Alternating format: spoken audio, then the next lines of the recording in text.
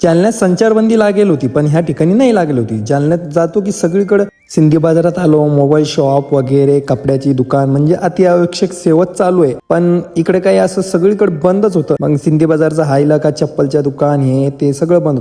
गणेश भवन ते स्टॉल वगैरे चालूच होते.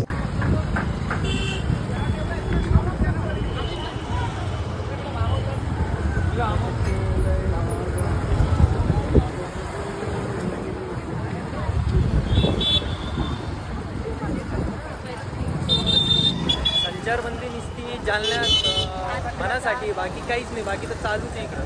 संचारबंदी चालू असताना पण जालना शहरात गणेश भवन इथे सगळंच चालू आहे. तुम्ही बघू शकता स्टॉल वगैरे लागलेले आहे. म्हणजे संचारबंदी नुसती नावासाठीच आहे.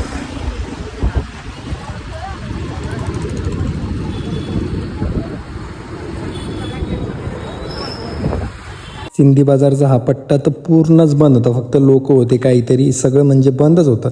चला आता भेटूया नेक्स्ट ब्लॉगमध्ये.